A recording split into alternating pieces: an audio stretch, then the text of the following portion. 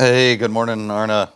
Hey, good, good. By the way, last time everyone was a speaker, so you might want to change that per default to make sure anyone who's joining is on mute per default. Perfect. Okay, and yeah, great talking about Joby here today. We've got a lot of topics from Bonnie, the COO, talking about Toyota and how that came about, to supply chain events in New York, the tragic events that happened, update from Dubai, the field day that you visited, and a new aircraft from Joby. What a full packed schedule of events, I guess. Yeah, exciting. So far of April, exciting Q2 here, 2025, pivotal year for Joby, and yeah, looking forward to the conversation real quick. Yeah, and let's Yeah. kick off with Toyota and Bonnie. She was attending a venture capital conference. Great for the Reddit community to actually share that, and crazy that this hasn't been distributed.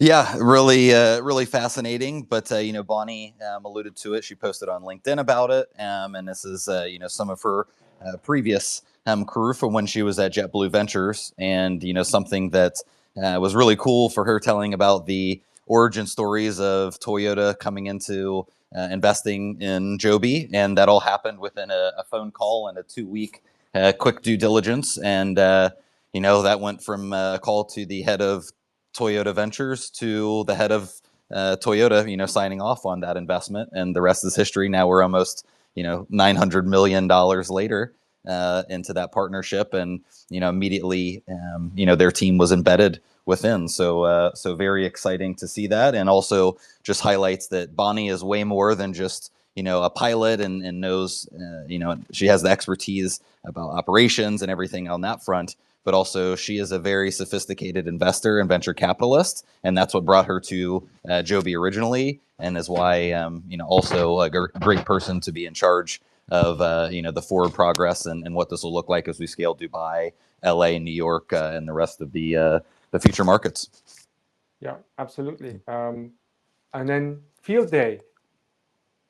I envy you that you're in California because you had the chance to actually visit the Joby Field Day again. Yes, so really great that Joby was down here in LA at the California Science Center, and they actually had obviously the mock-up of the aircraft here. So always good to see people getting in and out of the aircraft, how excited they are. All smiles. But really great to see Eric Allison was there. Joe Ben also made an appearance before the filming of the documentary that they were showing, but also got to meet one of the 10 test pilots that has actually flown the S4 through transition.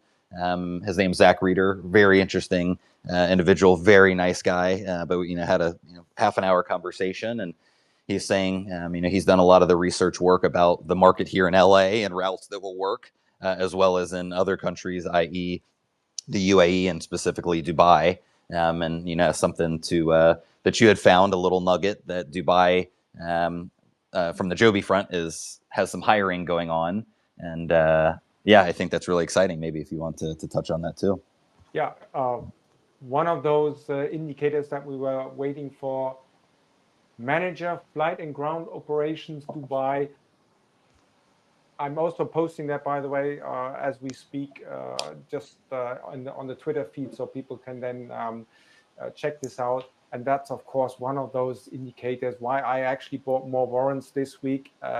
I had actually a bit of fatigue after 3 years of already being invested in Joby, I have to admit.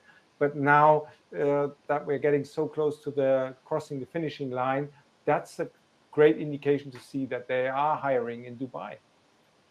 Yeah, and also, as Bonnie was kind of posting some things online, she had kind of doubled down and highlighted that this summer that they will have an aircraft in Dubai. And so, obviously, we've seen a lot of the test flights that we've posted online, that's happening in Marina.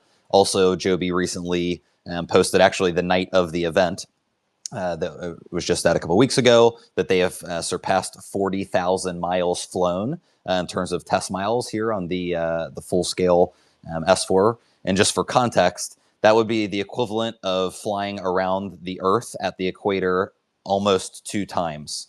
So this is not a little joyride around the backyard for their testing. This is quite a bit of distance that they've flown, and through all different speeds, altitudes, etc. So yeah, really exciting to see those Dubai things start to manifest on the hiring front, because once you get the people there, the only other thing missing is the aircraft. Absolutely. And talking about aircraft, there is a new aircraft. Yeah, we just so November 545 Juliet X-ray, which we had seen some FAA registration on recently, a couple months back, but that's finally come online. So we saw that on radar for the first time this week, and it was doing some hangar checks both Tuesday, Wednesday, and Thursday. So hopefully we'll get a broader announcement on that aircraft. But really exciting to see. Obviously, I think if there was any delays or whatever the case is in certification or concerns over the design, Joby still wouldn't be cranking out planes. So bullish as far as I'm concerned on the manufacturing front.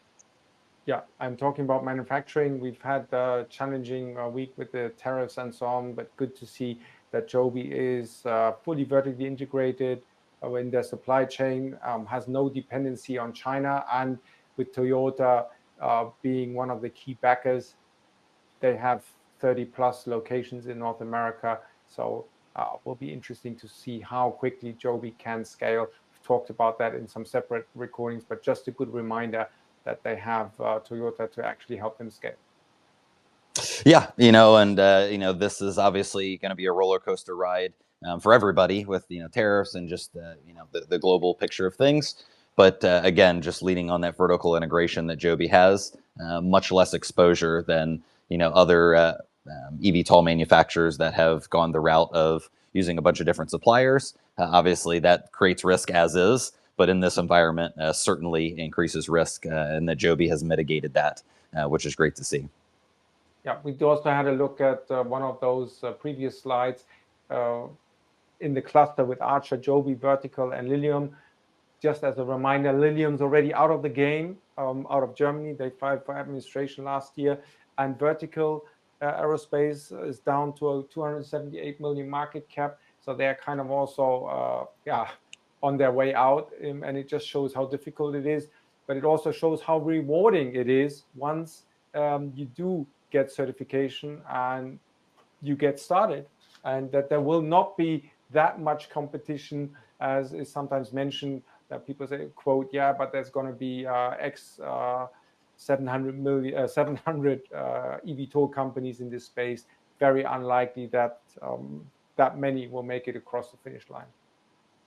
Yeah, and it's something that has always been important for me. The Joby story, in terms of research and development, but just survival. Joby's been around for 15 years, and so they've had to be really diligent with capital over that time, hiring, finding the right partnerships, not being desperate for capital.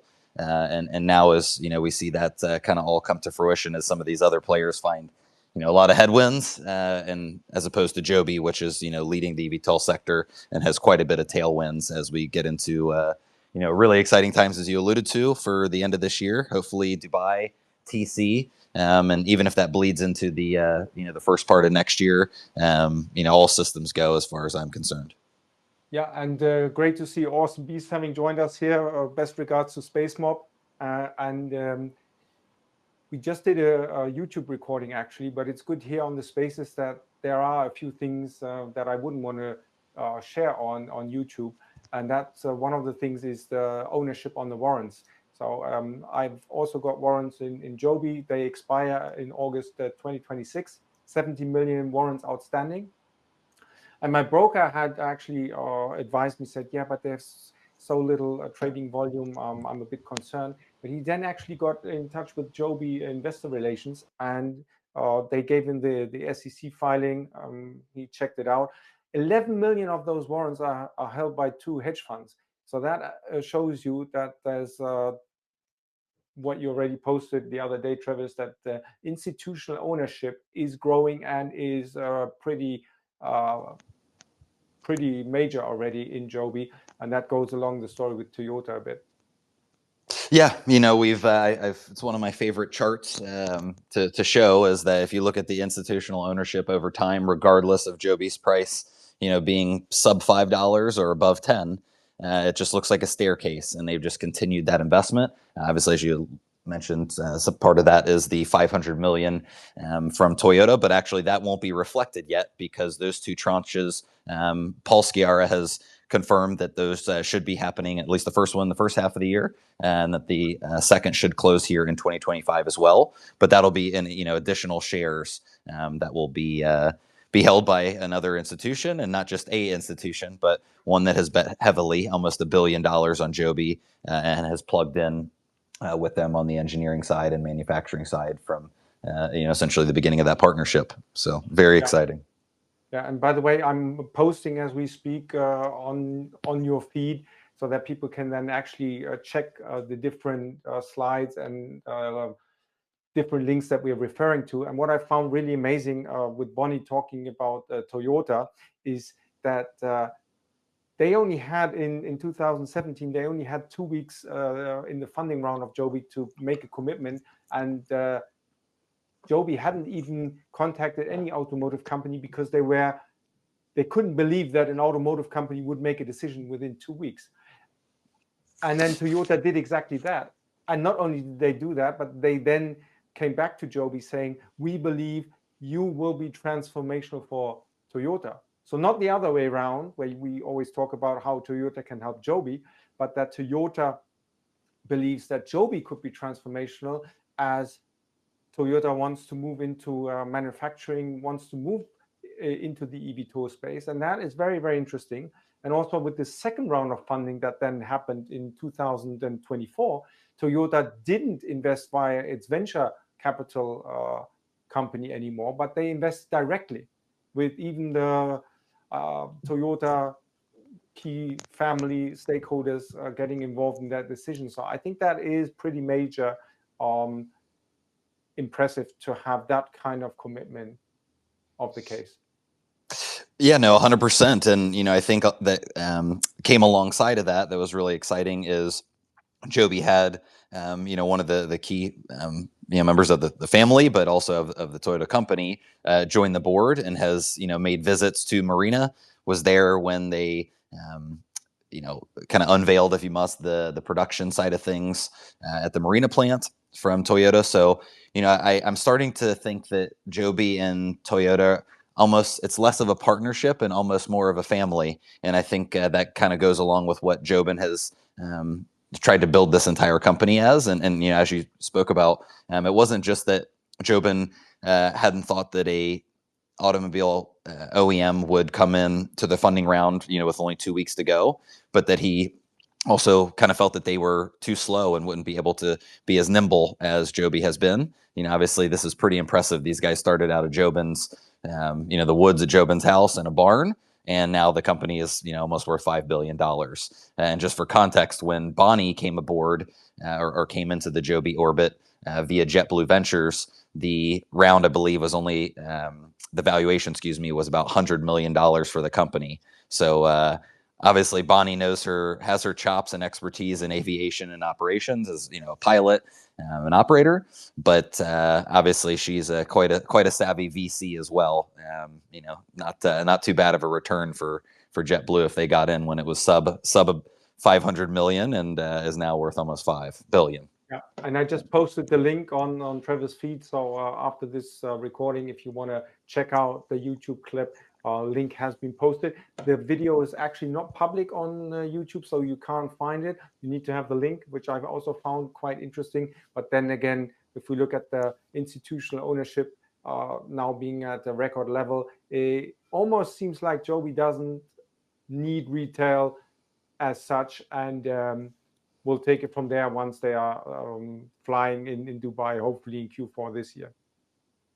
Yeah, I think it's something as a retail investor, it can be challenging that, Joby is a bit coy and sometimes quiet on things, although I will give them credit that they've definitely improved that this year. And I think part of that is from the retail voices that have pushed it.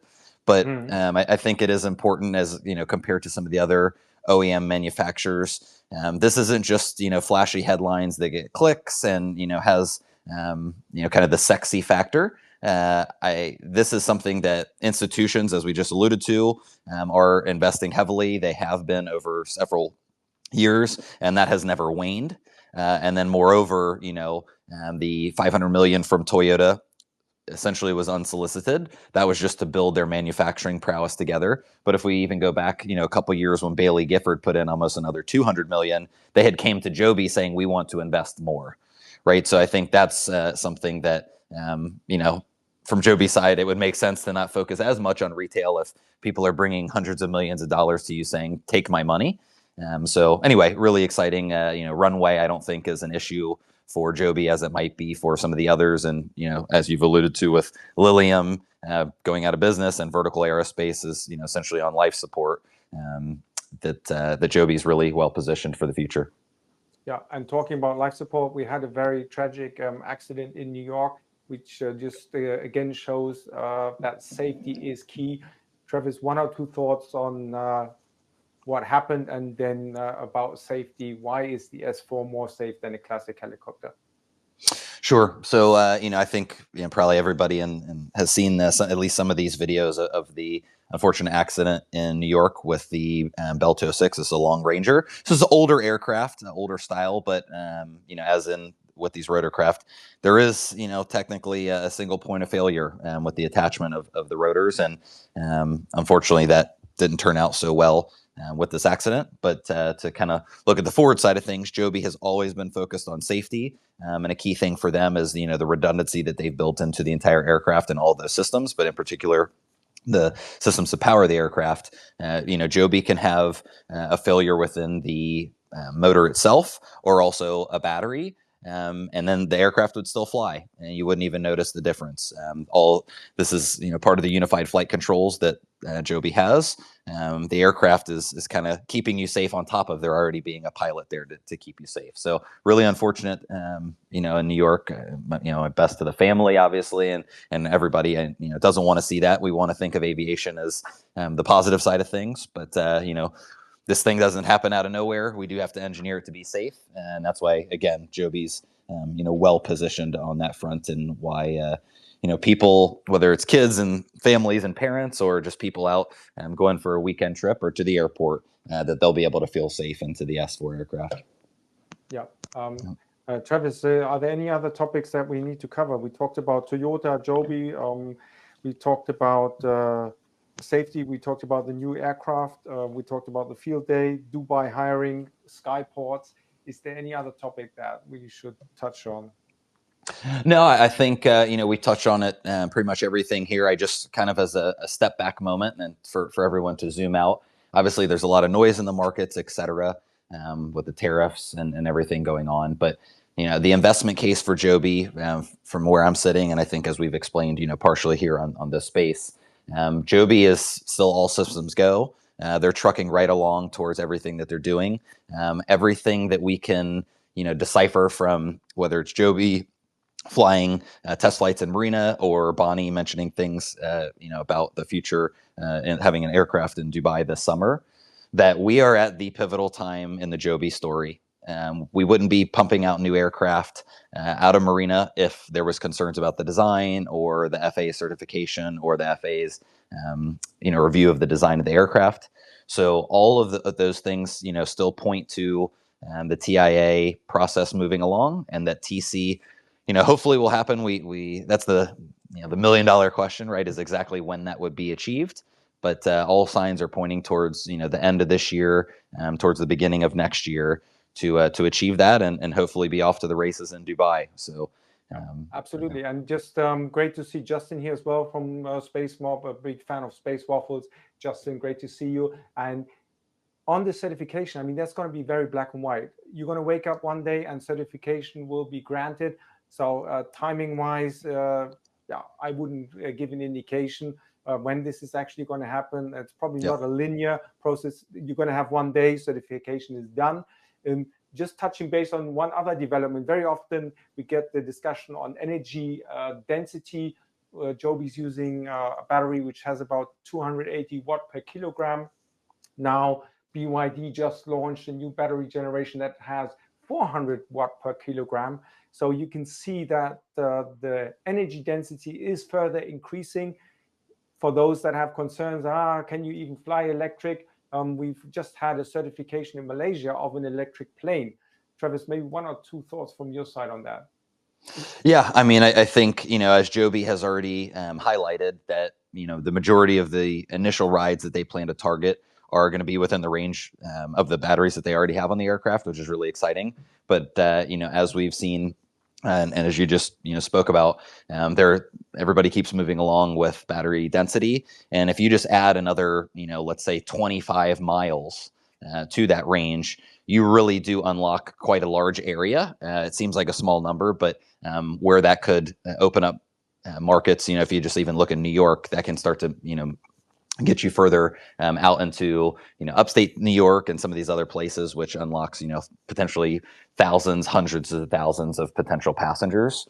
So really exciting there. And also just, we can look back to when Joby retrofitted their hydrogen aircraft. That was still using those same batteries, but then just putting in the hydrogen fuel cell, and obviously that fills up the cabin, and that's a future technology that's strictly R&D, that's long term.